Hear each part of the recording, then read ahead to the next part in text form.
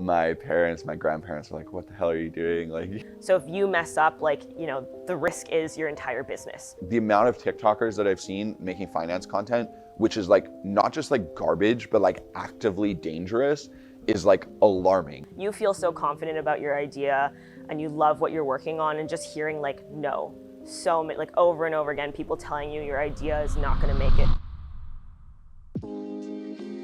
I'm in Toronto today hanging out with two founders of Blossom Social, Max and Annika. It's a new investment app that's like a social investment app where you can post the stocks that you're buying on there, and there's a whole community behind it. They're working on building the biggest social brokerage app in Canada, and they're directly competing with companies like Questrade and Wealthsimple, which are the biggest here right now. We're gonna hang out, talk a little bit about what it's like to be running a startup in the investment industry, especially during a time where there's a huge market correction. People are saying we're about to hit a recession. So gonna talk to them a little bit, pick their brain, and yeah, should be fun.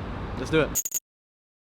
Okay, Max, super nice meeting you. You are one of the founders of Blossom Social. So what is Blossom Social? How did it all come about? For sure. So yeah, we're a social platform for investors, where investors can share their portfolio and their trades with your friends. So really how we started it out is, I come from like a really small town in rural BC. And when I went off to college and learned about business and learned about investing, I noticed the huge gap in knowledge between me and my hometown buddies who went on to work at the mill, work in trades. And they were, constantly asking me like, Max, what are you investing in? Like, how do I start investing? And I noticed that like everyone, especially Gen Zs and millennials, we all like flock to social media to like learn about anything, makeup, sports, but finance as well. And the problem with that is like all these social media are almost like a hub for like scammers and like misinformation and bad content. So we wanted to create a social platform specifically for investors, where the opinions of top investors and intelligent investors rise to the top, and that people can have that community to learn and grow their investing knowledge. So you guys are still in the startup phase right now. What do you think has been the hardest part in the past year about growing this company, and what are you guys focused on in the future? The hardest part, like individually, I guess, as like a founder, is there's like an infinite amount of things to be doing at all times. Even with like our app, right? Like people are constantly like suggesting or having great ideas for like features, and like we want to implement them all, but we can't, right? The number of people who've like requested like dark mode on our app is like I swear like eventually we'll have dark mode. But I think it's like actually trying to think of like, what is the core pain point that you're like solving, and then like prioritizing things like based on that. That's been really challenging because there's like infinite amount of things you can do. I mean, previous to starting Blossom, I had like a pretty good job. I was working in management consulting at McKinsey, which is like, yeah, really solid, well-paying job. And so like, leaving that in the middle of a pandemic to like start a startup was definitely like my parents, my grandparents were like, what the hell are you doing? Like before I actually left McKinsey before I even had the idea for Blossom. Like I was like, I'm going to give myself 1 month and think of a business idea. And I think a lot of people, like, they think of business ideas as like, oh, I need to have this like moment of inspiration and like boom. When in reality, like the idea that you come up with and start with is completely different than the idea you're at a year later, right? And that iteration is like really important. So I think like the better mindset is just like, what problems are there in the world that I can solve?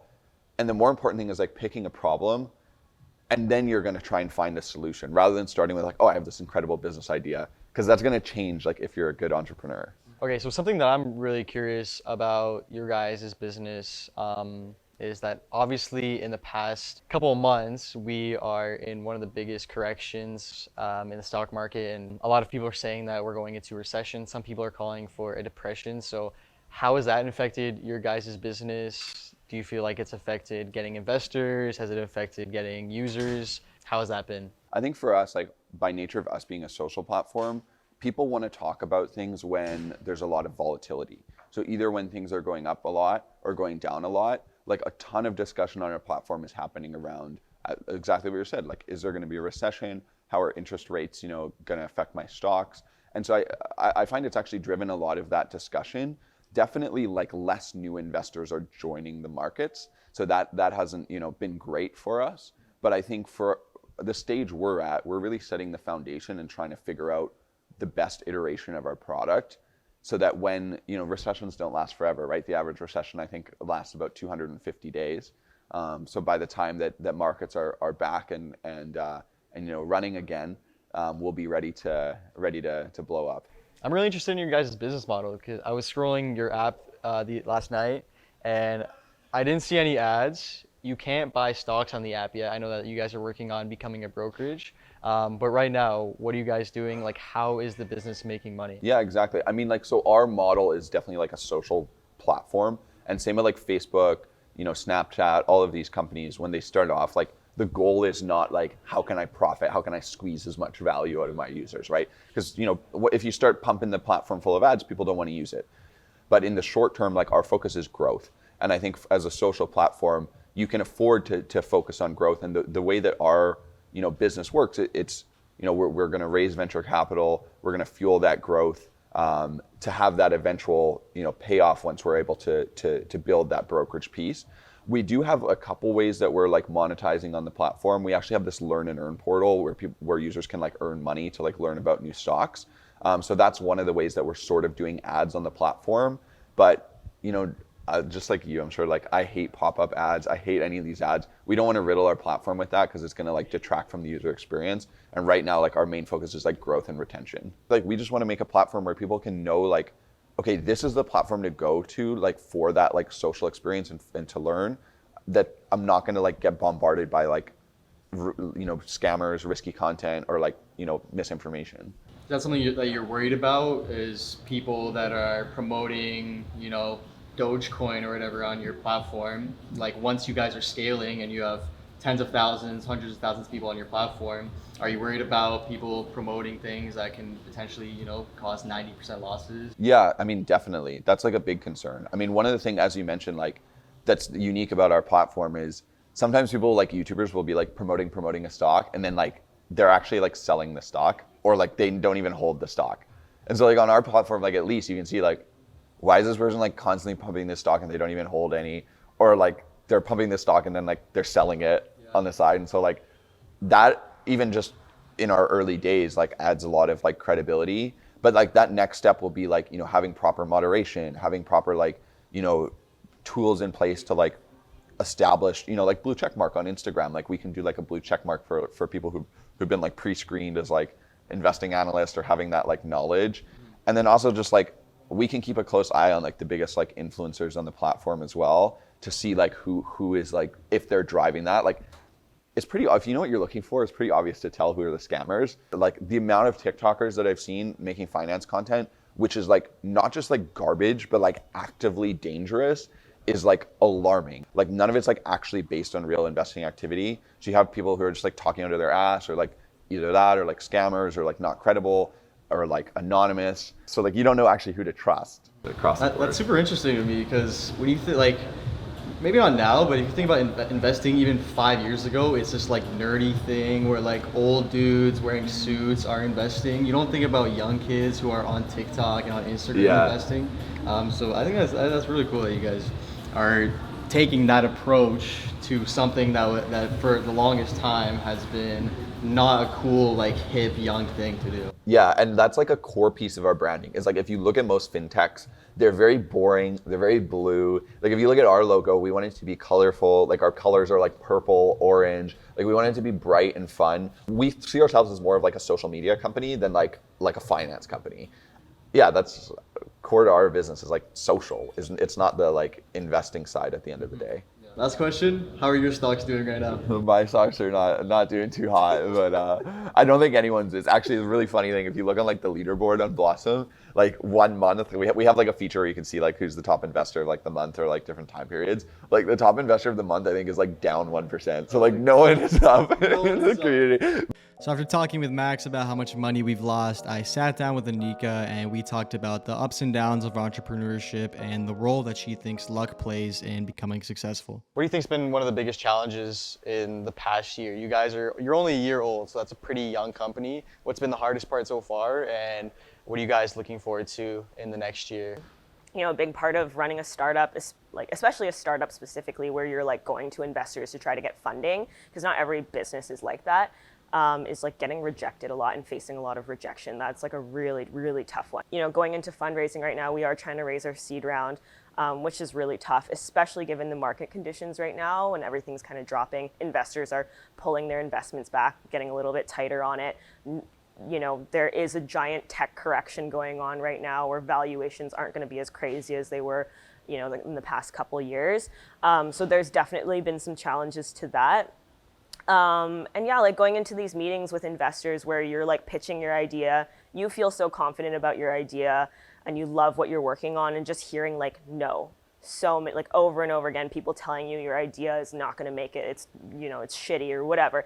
You just have to have so much like optimism as an entrepreneur that I think a lot of people don't realize. So if, you know, if you let those 50 no's get to you, you're not going to make it. You just need that like one yes. Right? We literally just need one investor to say yes, and then we've like made it on to the next, whatever, next stage of our business. So it's like really going through those like, yeah, handling rejection really well, and not getting discouraged, I think is probably one of the most difficult parts of being an entrepreneur. Something that I've always wanted to ask someone who's running a startup is, like right now there's a lot of euphoria, like people glorify entrepreneurship, they glorify running a startup. What would you tell yourself from a year ago that you know now that you didn't know back then about starting a company, about running a startup? Connections and building relationships is such an important role in building a business. Because at the end of the day, like you are relying on other people to help you. So I think it's really important for people to treat everyone with respect, regardless of who they are, because you never know, you know, what role they might play in the future of your business or in the future of your life. At a startup, you have to do everything, and you are responsible for everything. So if you mess up, like, you know, the risk is your entire business. Whereas in a corporate job, you do have a little bit of that cushion, I would say, of having the entire company. And, you know, you are a little bit of just a number in, like, you know, if you're working in a giant company, you're like 1 out of 500 or whatever. Whereas at a startup right now, I'm like, you know, managing a whole team, managing an entire department that has so much impact on like the business itself. I'll just ask you a question that I like asking people. Yeah. When it comes to building a business, how much of it do you think is hard work versus how much of it do you think is luck? Oh, that's a good question. I think you need a little bit of both. I think you can have all the luck in the world, right? But if you don't work hard, like that luck is going to take you nowhere. And so I think out of those two things, the only thing that you can control is your hard work. So I think having that luck piece, you know, don't think about that, because you're going to drive yourself crazy if you don't have that luck piece, right? You can't control that. And so all you can control is how hard you're working and how much effort you're going to put into something. Because I have a lot of people, especially like in the little videos that I do, people are always asking me like, how do I start? Like they want everything, like they want their hand held through everything. Yeah. And it's just like, if you just start, you kind of figure your own way out, and then you make your own luck. 100%. I think way too many people spend so much time planning and not enough time just doing.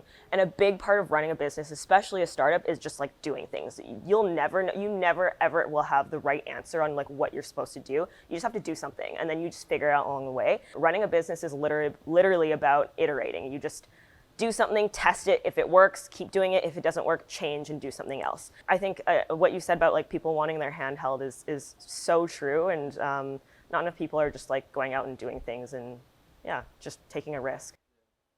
So there you have it. That was an over 1 hour long conversation that I tried to cut down to about 10 minutes. I obviously could not fit everything, but hopefully if you're an entrepreneur or aspiring to be one in the future, you learned something from Max and Annika's journey so far. If you're Canadian, you can go download the Blossom Social app right now in the description. I'll leave a link as well as their Instagram and all their socials. And yeah, that's it for this video. Thank you for watching, and we'll see you in the next one. Peace out.